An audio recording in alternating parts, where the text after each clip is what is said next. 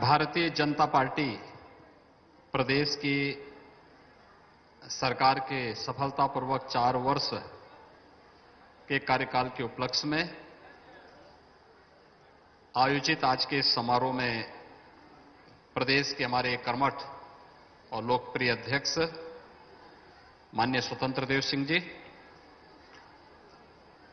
प्रदेश सरकार में मेरे वरिष्ठ सहयोगी उप मुख्यमंत्री द्वय श्री केशव प्रसाद मौर्य जी, डॉक्टर दिनेश शर्मा जी, प्रदेश सरकार में वरिष्ठ मंत्री वित्त, संसदीय कार्य और चिकित्सा शिक्षा के मंत्री श्री सुरेश कुमार खन्ना जी, भारतीय जनता पार्टी के लखनऊ में संगठन के प्रभारी श्री गोविंद नारायण शुक्ल जी, महानगर के अध्यक्ष मुकेश शर्मा जी, जिलाध्यक्ष श्री कृष्ण लोधी जी, महामंत्री श्री अमरपाल मौर्य जी, प्रदेश मंत्री डॉक्टर चंद्रमोहन जी, माननीय सांसद श्री कौशल किशोर जी, महापौर श्रीमती संयुक्ता भाटिया जी, माननीय विधायकगण श्री सुरेश श्रीवास्तव जी, श्री सुरेश तिवारी जी, डॉक्टर नीरज बोरा जी, श्री अविनाश त्रिवेदी जी, श्रीमती जय द्विवेदी, आज के इस कार्यक्रम में उपस्थित प्रदेश के मुख्य सचिव श्री राजेंद्र कुमार तिवारी जी, अपर मुख्य सचिव गृह अवनीश अवस्थी जी, पुलिस महानिदेशक श्री हितेश चंद अवस्थी जी, अपर मुख्य सचिव नवनीत सहगल जी और भारी संख्या में उपस्थित भारतीय जनता पार्टी के सभी कार्यकर्ता और उपस्थित भाइयों बहनों, 4 वर्ष की उपलब्धियों के साथ ही विभिन्न लाभार्थी परक योजनाओं का एक कार्यक्रम प्रदेश के सभी 75 जनपदों में संपन्न हो रहा है। 4 वर्ष की इस यात्रा के लिए आदरणीय प्रधानमंत्री जी के प्रति, देश के माननीय गृह मंत्री जी, राष्ट्रीय अध्यक्ष जी समेत सभी भारतीय जनता पार्टी के केंद्रीय नेतृत्व के प्रति आभार व्यक्त करते हुए प्रदेश की अपनी टीम, भारतीय जनता पार्टी के पदाधिकारियों, जनप्रतिनिधियों और प्रदेश के जनता जनार्दन का अभिनंदन करता हूं, जिन्होंने बहुत सकारात्मक माहौल में प्रदेश के अंदर विकास, सुरक्षा और सम्मान का एक बेहतर वातावरण पिछले 4 वर्षों के अंदर बनाया है। भाइयों बहनों, 4 वर्ष का एक कार्यकाल प्रदेश का रिफॉर्म का, परफॉर्म का और ट्रांसफॉर्म का रहा है। आज से 4 वर्ष पहले उत्तर प्रदेश का कोई नागरिक देश के अंदर या दुनिया के अंदर कहीं जाता था तो लोग उसे शक की निगाह से देखते थे, हीन भावना के साथ देखते थे, क्योंकि उन्हें लगता था ये कैसे प्रदेश में है जहां पर कानून व्यवस्था नाम की कोई चीज नहीं, जहां पर भ्रष्टाचार का बोलबाला है, जहां पर अराजकता है, कोई पर्व और त्योहार शांतिपूर्ण ढंग से नहीं मनाए जा सकते हैं। ये उस प्रदेश के हाल थे जो प्रदेश भारत की धार्मिक और आध्यात्मिक व्यवस्था की आत्मा कहा जाता है। मर्यादा पुरुषोत्तम भगवान श्री राम की जन्मभूमि उत्तर प्रदेश, लीलाधारी भगवान कृष्ण की जन्मभूमि उत्तर प्रदेश, मां गंगा और मां यमुना का संगम स्थल उत्तर प्रदेश, तमाम अन्य आध्यात्मिक और देश को दुनिया के सामने एक नई पहचान के रूप में रखने वाले महापुरुषों की भूमि उत्तर प्रदेश, देश को सर्वाधिक प्रधानमंत्री देने वाला प्रदेश, किस भाव से, किस कदर शक की निगाहों से घिरा हुआ था, ये किसी से छुपा हुआ नहीं था। लेकिन पिछले 4 वर्ष के दौरान आज उत्तर प्रदेश का वासी देश के अंदर और दुनिया के अंदर कहीं भी जाएगा तो बड़े सम्मान के साथ उसको लोग देखते हैं, उसके अंदर एक नया आकर्षण देखते हैं, ढूंढने का प्रयास करते हैं और ये पूछते जरूर होंगे, अच्छा आप उत्तर प्रदेश से आए हैं? प्रदेश के बारे में, प्रदेश सरकार के बारे में, प्रदेश के जनप्रतिनिधियों के बारे में लोगों के मन में एक नई धारणा बनी है कि नहीं, अभी पुराना उत्तर प्रदेश नहीं, यह प्रदेश अब नए भारत का नया उत्तर प्रदेश है, प्रधानमंत्री मोदी जी के सपनों को साकार करने वाला उत्तर प्रदेश है।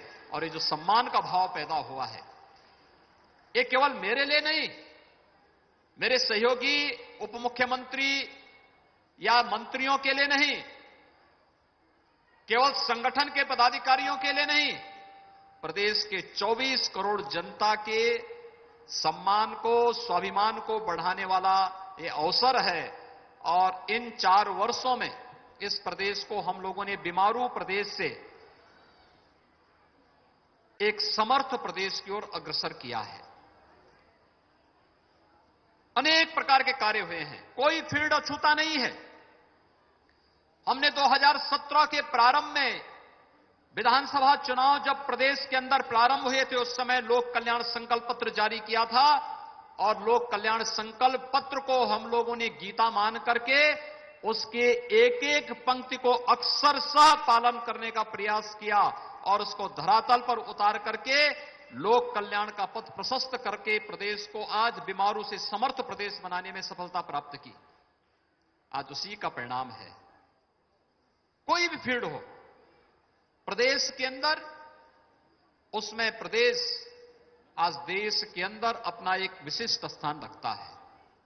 मुझे याद है प्रधानमंत्री आवास योजना में जब हम 2017 में आए थे, उत्तर प्रदेश का स्थान 23वां था और आज मुझे प्रसन्नता है 40 लाख गरीबों को ग्रामीण और शहरी क्षेत्र में प्रदेश सरकार प्रधानमंत्री आवास योजना में एक एक आवास उपलब्ध करा करके नंबर 1 स्थान पर है। 2017 में, मार्च 2017 में जब हम लोग आए थे, स्वच्छ भारत मिशन के अंतर्गत उत्तर प्रदेश के अंदर 2.5 वर्ष में मात्र 43 लाख शौचालय बने थे और उत्तर प्रदेश का स्थान 27वें नंबर पर था। ओडीएफ में 27वें नंबर पर हम थे और आज मुझे बताते हुए प्रसन्नता है कि हम लोगों ने इस लक्ष्य को मात्र 1.5 वर्ष के अंदर प्राप्त किया। 2 अक्टूबर 2019 से 1 वर्ष पहले हम लोगों ने 2 अक्टूबर 2018 को उत्तर प्रदेश को ओडीएफ घोषित करके 2 करोड़ 61 लाख गरीबों को एक एक शौचालय देने का काम प्रदेश के अंदर किया। भाइयों बहनों, प्रदेश के अंदर बिजली आती नहीं थी, आती थी तो जैसे डॉक्टर दिनेश शर्मा जी ने कहा कि वह एक समाचार बनता था कि आज तो बिजली आ गई। ऐसे लगता था जैसे बहुत बड़ी खुशी हो गई है। और यह तब था जब प्रदेश के अंदर 1,21,000 गांवों तक बिजली नहीं थी, यानी बिजली के खंभे नहीं थे। जब बिजली के खंभे नहीं थे तो वहां पे बिजली देने की आवश्यकता भी नहीं थी, वहां तक बिजली पहुंची ही नहीं थी।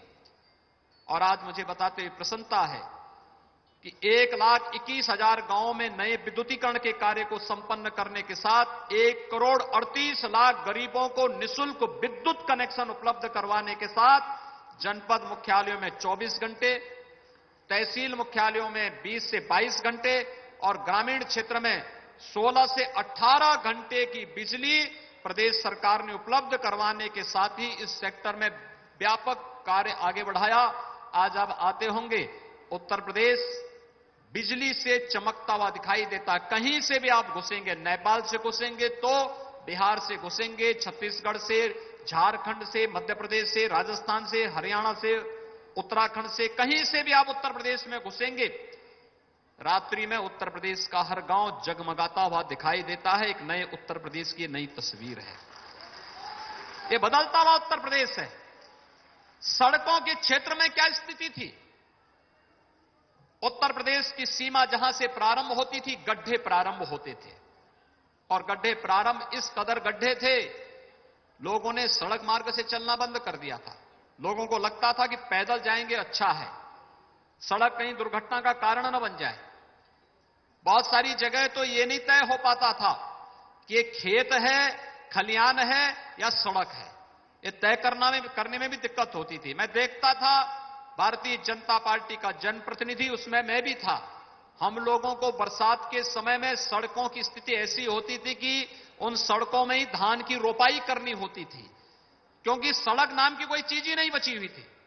और कनेक्टिविटी के लिए जो बेहतर कार्य हुआ, आज आप देखेंगे उत्तर प्रदेश की सड़कें, इंटरस्टेट कनेक्टिविटी हो, जिला मुख्यालय की हो, तहसीलों से जोड़ने वाली हो, ब्लॉक खंडों से, गांवों से जुड़ी हुई सड़कें हो या एक्सप्रेस वेज के माध्यम से नए इंफ्रास्ट्रक्चर के डेवलपमेंट की जो कार्य पद्धति है, इसने नए उत्तर प्रदेश को एक नई पहचान दी है। रोजगार सृजन की व्यापक कार्य योजनाओं को आगे बढ़ाने का कार्य किया है।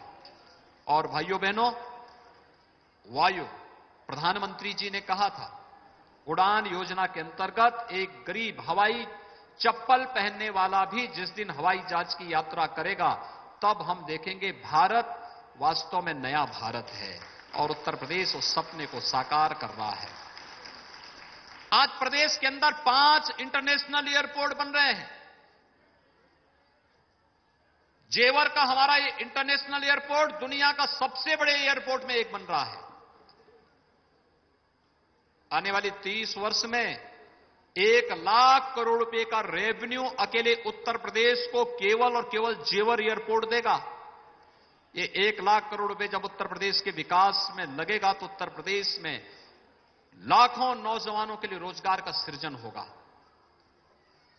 लाखों नौजवानों के लिए रोजगार का सृजन होगा।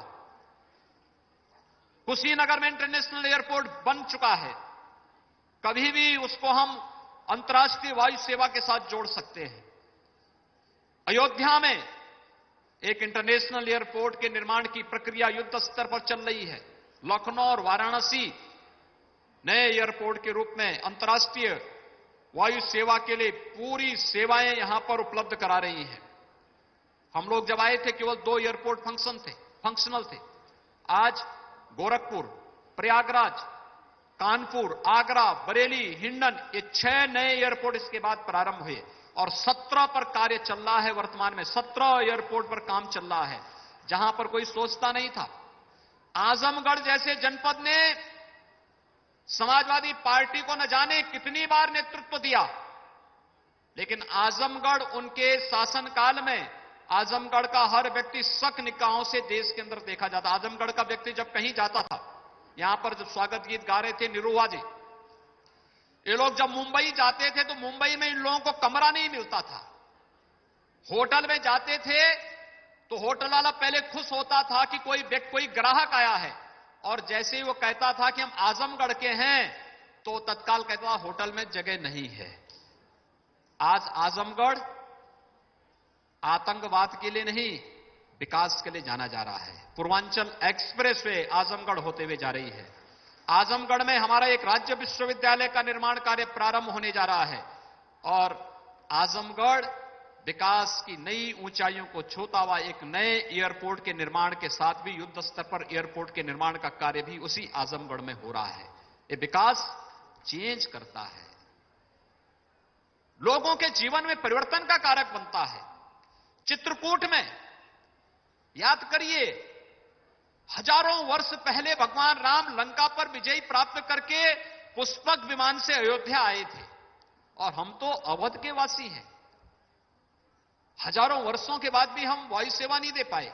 आज मुझे गौरव की अनुभूति होती है कि चित्रकूट में भी हम लोग पहाड़ की चोटी पर एयरपोर्ट बना रहे हैं। शानदार एयरपोर्ट बन रहा है वहां पर हमारा, शानदार एयरपोर्ट का निर्माण हो रहा है। और अयोध्या में भी एक इंटरनेशनल एयरपोर्ट का निर्माण कार्य हम कर रहे हैं। भाइयों बहनों, श्रावस्ती में भगवान बुद्ध ने सर्वाधिक चातुर्मास अपने व्यतीत किए थे। श्रावस्ती में विकास से छूता था, आज एयरपोर्ट का कार्य युद्ध स्तर पर हमारा वहां चल रहा है। सहारनपुर में, मेरठ में, अलीगढ़ में कोई सोचता था, ललितपुर में, बुंदेलखंड उपेक्षित था, आजादी के बाद से उपेक्षित था, लेकिन प्रधानमंत्री मोदी जी की दृष्टि से आज विकास की प्रक्रिया के साथ जुड़ा है बुंदेलखंड। बुंदेलखंड एक्सप्रेसवे युद्ध स्तर पर कार्य चल रहा है।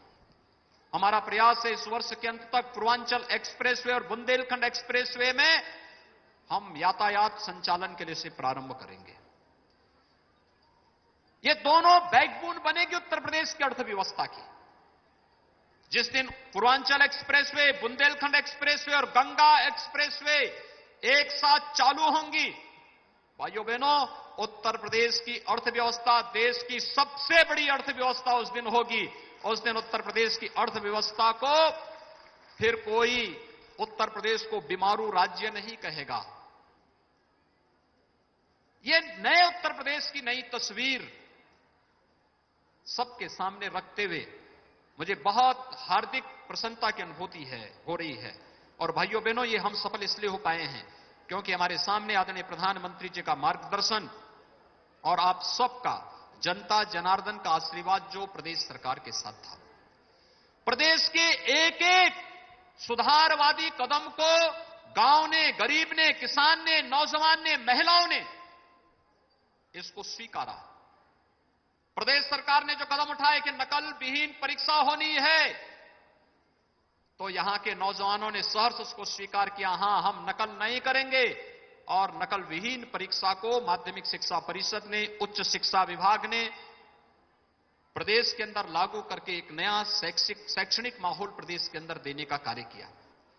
टेक्निकल एजुकेशन में, मेडिकल एजुकेशन में कितना परिवर्तन हुआ। 1947 से लेकर के 2016-17 तक केवल 12 मेडिकल कॉलेज, और 2016-17 से 2020-21 के बीच में हम लोग आज 30 नए गवर्नमेंट मेडिकल कॉलेज बना रहे हैं। 30 भाइयों बहनों, जो हमारे 16 जनपद बचे हुए हैं, उन 16 जनपदों के लिए भी कार्य योजना लेकर के हम लोग आ गए हैं कि इस वर्ष के अंत तक वहां पर भी हम शिलान्यास करके प्रदेश में 75 के 75 जनपदों में या तो राजकीय मेडिकल कॉलेज होंगे या पीपीपी मोड में एक मेडिकल कॉलेज हम जनता की विशेषज्ञ सेवाओं, चिकित्सा सेवा के लिए अवश्य उपलब्ध कराएंगे। आज ये प्रदेश के अंदर बन रहा है। जिस कमिश्नरी में कोई विश्वविद्यालय नहीं, वर्तमान में हम 7 नए विश्वविद्यालय बना रहे हैं। सहारनपुर में मां शाकंभरी के नाम पर एक नया विश्वविद्यालय की स्थापना की कार्रवाई युद्ध स्तर पर चल रही है। अलीगढ़ मुस्लिम विश्वविद्यालय के लिए दान जिस महापुरुष ने दिया था, महाराजा महेंद्र प्रताप सिंह ने, उनके नाम पर अलीगढ़ मुस्लिम विश्वविद्यालय में एक भी शिलापट नहीं। लेकिन राज्य सरकार ने तय किया है, हम जमीन भी राज्य सरकार की तरफ से देंगे, पैसा भी राज्य सरकार से उच्च शिक्षा विभाग दे रहा है, और राजा महेंद्र प्रताप सिंह के नाम पर एक विश्वविद्यालय की स्थापना हमारी सरकार करने जा रही है अलीगढ़ में। अलीगढ़ में हम लोग आजमगढ़ में एक नए राज्य विश्वविद्यालय की स्थापना करने जा रहे हैं। और भाइयों बहनों, सरदेव अटल जी की ये कर्मभूमि रही है लखनऊ। लखनऊ में हम लोगों ने प्रदेश के जितने भी मेडिकल कॉलेजेस हैं, इन सब के लिए एक विश्वविद्यालय, चिकित्सा विश्वविद्यालय, अटल बिहारी वाजपेयी चिकित्सा विश्वविद्यालय की स्थापना लखनऊ में युद्ध स्तर पर प्रारंभ हो रहा है। प्रदेश के अंदर विधि विश्वविद्यालय प्रयागराज में स्थापना की कार्रवाई युद्ध स्तर पर चल रही है। तो साथ साथ आयुष विश्वविद्यालय गोरखपुर में स्थापित होगा। और एक प्रदेश के अंदर हम लोग अपराध की बढ़ती प्रकृति को ध्यान में रखते हुए, उसको ध्यान में रख करके भी प्रदेश सरकार ने कार्य योजना तैयार की है। लखनऊ के अंदर UP state police and forensic institute की स्थापना करने की कार्रवाई भी प्रदेश के अंदर हम लोग यहां प्रारंभ करने जा रहे हैं। यानी हर एक क्षेत्र में कुछ न कुछ परिवर्तन हुआ है। और ये परिवर्तन प्रदेश की प्रति व्यक्ति आय को बढ़ाने में, प्रदेश में निवेश की संभावनाओं को आगे बढ़ाने के लिए, यानी व्यवसाय की सुगमता, ईज ऑफ डूइंग बिजनेस के लिए, उचित माहौल बनाने के लिए, और प्रदेश के अंदर प्रदेश की अर्थव्यवस्था को एक नई ऊंचाइयों तक पहुंचाने के लिए हम लोगों ने बड़ी मुस्तैदी के साथ ईमानदारी पूर्वक प्रयास किया। आज उसके परिणाम हम सबके सामने हैं। ईज ऑफ डूइंग बिजनेस की जब हम बात करते हैं, जब व्यवसाय की सुगमता की बात करते हैं, तो जीवन की सुगमता भी उसमें उतना ही महत्वपूर्ण है। गरीब को आवास, गरीब को शौचालय, गरीब को विद्युत कनेक्शन, गरीब को रसोई गैस का निःशुल्क कनेक्शन, गरीब को रसोई विद्युत के भी निःशुल्क कनेक्शन, प्रधानमंत्री किसान सम्मान की योजना हो, खाद्यान्न उत्पादन की योजना हो, प्रधानमंत्री स्टैंड अप की योजना हो, प्रधानमंत्री स्टार्टअप की योजना हो, मेक इन इंडिया को एक नए रूप में आगे बढ़ाने का हो, और ओडीओपी और आत्मनिर्भर भारत की नींव के रूप में परंपरागत उद्यम को आगे बढ़ाने का कार्य हो। उत्तर प्रदेश ने इन सभी क्षेत्रों में व्यापक परिवर्तन करके दिखाया है। और आज जब प्रदेश सरकार अपने 4 वर्षों की सफलता की इस कहानी को आगे बढ़ा रही है, प्रदेश की कानून व्यवस्था के बारे में मैंने पहले भी कहा, यहां दंगे होते थे, हर दूसरे दिन दंगे होते थे, तीसरे दिन दंगे होते थे, महीनों महीनों कर्फ्यू रहता था। और आज मुझे बताते हुए गौरव की अनुभूति हो रही है, जब सरकार अपना 4 वर्ष का कार्यकाल संपन्न करने जा रही है, प्रदेश के अंदर 4 वर्ष के अंदर एक भी दंगा नहीं हुआ है। अपराध और अपराधियों के प्रति जीरो टॉलरेंस की नीति के तहत जो कार्य प्रारंभ हुआ, आज उसका परिणाम है अपराधी आज या तो जेल के अंदर है या प्रदेश छोड़ करके कहीं मुंह छुपा करके बैठा हुआ है। उसको प्रदेश के अंदर आने का वो दुस्साहस नहीं कर सकता है। उसे मालूम है कि उत्तर प्रदेश के अंदर रूल ऑफ लॉ को हम पूरी मुस्तैदी के साथ लागू करेंगे और प्रदेश के अंदर कानून के साथ खिलवाड़ करने की छूट किसी को नहीं देंगे। बहन और बेटियों की सुरक्षा के लिए पूरी प्रतिबद्धता के साथ कार्य करेंगे। आज इसके व्यापक परिणाम हर एक क्षेत्र में देखने को मिल रहे हैं और इसने प्रदेश में निवेश की संभावनाओं को आगे बढ़ाया है। ये वही उत्तर प्रदेश है जहां नौकरियां बिकती थी। परिवार और खानदान नौकरी के विज्ञापन निकलते ही वसूली के लिए प्रदेश के अंदर अलग अलग, कहीं चाचा, कहीं भतीजा, कहीं मामा, कहीं काका, ये सब महाभारत के सभी रिश्ते एक साथ सामने आ जाते थे। आज प्रदेश के अंदर 4 लाख नौजवानों को सरकारी नौकरी मिली, 35 लाख युवाओं को निजी क्षेत्र में हुए निवेश के कारण नौकरी मिली, 3 करोड़ से अधिक नौजवानों को प्रदेश के अंदर रोजगार और स्वतः रोजगार के साथ जोड़ने में सफलता प्राप्त हुई और कोरोना प्रबंधन में सेवा ही संगठन और प्रधानमंत्री जी के मार्गदर्शन में प्रदेश सरकार ने जो बेमिसाल कीर्तिमान स्थापित किए, विश्व स्वास्थ्य संगठन को भी प्रदेश सरकार की सराहना करने के लिए मजबूर होना पड़ा और आज भाइयों बहनों हम लोग सभी अपने आप को सुरक्षित महसूस कर रहे हैं। लेकिन अभी एक लंबी यात्रा को लेकर के हम सबको तैयार होना है। ये सब सफलता एक टीम वर्क, सबको एक साथ मिलकर के चलने की जो प्रवृत्ति रही है। सरकार मंत्री परिषद कार्य योजना बनाती थी, नीतियां बनाती थी, प्रशासनिक टीम उसको क्रियान्वित करती थी, कार्यकर्ता घर घर ले जाकर के उसको पहुंचाने का काम करता था और मीडिया के माध्यम से एक एक जन तक और देश और दुनिया तक प्रदेश के इन समाचारों को पहुंचाने का काम होता था। ये टीम वर्क जब एक साथ चली तो उसके परिणाम भी प्रदेश के अंदर उसी सकारात्मक और सार्थक रूप में हम सबको देखने को मिले। और हम लोगों ने भी 4 वर्ष के दौरान कभी ये नहीं माना कि काम ज्यादा है, काम का लोड हम लोगों को कभी विचलित नहीं किया, चुनौती हमें कभी विचलित नहीं की, क्योंकि हमने इस बात को माना है। मैं जो श्री मंगल सिंह सुमन जी ने इस बात को कहा था कि सागर की अपनी क्षमता है पर मांझी भी कब थकता है, जब तक श्वासों में स्पंदन है उसका हाथ नहीं रुकता है। और भाइयों बहनों इसी भाव के साथ हम लोगों ने 4 वर्षों तक निरंतर कार्य किया है, प्रयास किया है और आगे भी इसी विश्वास के साथ हम लोग कार्य करना चाहते हैं।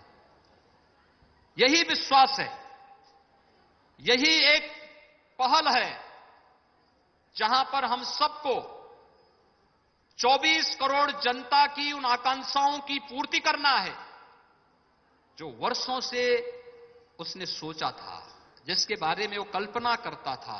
कभी सोचता था फलानी राज्य में ऐसा हो रहा है, यूपी में क्यों नहीं हो सकता है।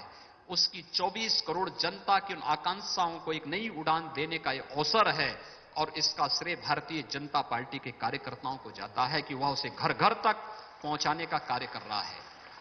यह आपकी वो ताकत है जो ताकत हम लोगों को योजनाओं को बनाने और फिर ईमानदारी के साथ उसको क्रियान्वित करने के लिए प्रेरित करती है। आपकी ताकत जो एक सेतु का कार्य करती है शासन और प्रशासन की योजनाओं को जनता तक पहुंचाने के लिए। और आज के उस अवसर पर मैं प्रदेश की जनता का अभिनंदन करता हूं, भारतीय जनता पार्टी के कार्यकर्ताओं को 4 वर्ष की सफलता के लिए हृदय से बधाई देता हूं। प्रधानमंत्री मोदी जी के प्रति, राष्ट्रीय अध्यक्ष जी के प्रति, माननीय गृह मंत्री जी के प्रति, भारत सरकार के उन सभी माननीय मंत्रियों, कैबिनेट के उन सभी माननीय सदस्यों के प्रति हृदय से आभार व्यक्त करता हूं जिन्होंने प्रदेश की सफलता की कहानी में पग पग पर अपना सहयोग किया और इन्हें निरंतर एक नई दिशा देने का प्रयास किया। मेरा आप सबसे ये आग्रह होगा, जन गंगा के ज्वार लहर तुम प्रवाह मान रहना, पहरुए सावधान रहना। सावधान रह करके इस लड़ाई को बहुत मजबूती के साथ आगे बढ़ाने की आवश्यकता है, क्योंकि Uttar Pradesh ease of doing business में 14वें स्थान से दूसरे स्थान पर आया है। उत्तर प्रदेश छठी अर्थव्यवस्था से आज दूसरी अर्थव्यवस्था बना है। उत्तर प्रदेश की प्रति व्यक्ति आय पहले से दुगनी हुई है, यानी 4 वर्ष में दुगनी हुई है, लेकिन हमें इसे 3 गुने तक पहुंचाना है। ईज ऑफ डूइंग बिजनेस में और अर्थव्यवस्था में नंबर 1 का स्थान उत्तर प्रदेश को प्राप्त करना ही है। और इस लक्ष्य को लेकर के अगर हमें आगे बढ़ना है तो हमें निरंतर सावधान होकर के अपने इस डगर को लक्ष्य पर चलते हुए अपने लक्ष्य को प्राप्त करना है। इस विश्वास के साथ मैं एक बार फिर से प्रदेशवासियों का अभिनंदन करता हूं, आप सबको हृदय से बधाई देता हूं। 4 वर्ष की सफलता आपके लिए एक नई राह और एक नई दिशा तो दिखाएं, लेकिन कहीं भी हमें उन्माद और अहंकार से न भरे, बल्कि हम और सावधानी के साथ और उमंग और उत्साह के साथ अपने लक्ष्यों को प्राप्त करने की दिशा में अग्रसर हों। इस विश्वास के साथ आप सभी को होली की मंगलमय शुभकामनाएं। आप सबके मंगल में, आपके जीवन में होली जैसे उमंग और उत्साह निरंतर आता रहे, इस विश्वास के साथ आप सबके प्रति मेरी शुभकामनाएं। धन्यवाद। जय हिंद। जय जय श्री राम। जय जय श्री राम। बहुत बहुत धन्यवाद माननीय, आपके प्रेरणादायी उद्बोधन के लिए। हमेशा की तरह आप हमें आगे बढ़ने के लिए, सत्कार्य करने के लिए और लोक कल्याण से जुड़ने की प्रेरणा देते हैं। बहुत बहुत धन्यवाद। निश्चित रूप से माननीय प्रधानमंत्री जी ने जो सपना देखा और आपके जो संकल्प हैं, हम सब उसके साथ जुड़ेंगे और उत्तर प्रदेश को एक नई पहचान देने में आपका पूरा प्रदेश में विकास का बेहतर वातावरण बना है। रिफॉर्म, परफॉर्म, ट्रांसफॉर्म के 4 साल यूपी के बारे में सोच बदली है लोगों की। ये बड़ी बातें आपको बता रहे हैं जो अब से कुछ ही देर पहले आप योगी आदित्यनाथ को कहते हुए सुन रहे थे। प्रदेश में विकास का बेहतर वातावरण, ये सबसे बड़ी बात। इसके अलावा आपको बताएं कि रिफॉर्म, परफॉर्म, ट्रांसफॉर्म के ये 4 साल रहे हैं। पूरी तरह से कायाकल्प हुई है उत्तर प्रदेश की। यूपी के बारे में सबसे बड़ी बात कि लोगों की सोच बदली है। जिस यूपी के बारे में पहले 4 साल में कुछ और सोचा जाता था, लेकिन 4 साल की योगी सरकार में लोगों की सोच बदली। भ्रष्टाचार पर पूरी तरह से हमने लगाम लगाई, सीएम योगी ने कहा। पीएम मोदी के सपनों को पूरा किया है यूपी ने, और पीएम मोदी के सपनों का यूपी बन गया है। सबका साथ, सबका विकास पर हमेशा से जोर रहा। शपथ लेने के बाद से ही मुख्यमंत्री योगी आदित्यनाथ उन तमाम कार्यों को पूरा करने में लग गए जिनको लक्ष्य बनाकर ही उत्तर प्रदेश के मुख्यमंत्री के रूप में शपथ धारण की थी।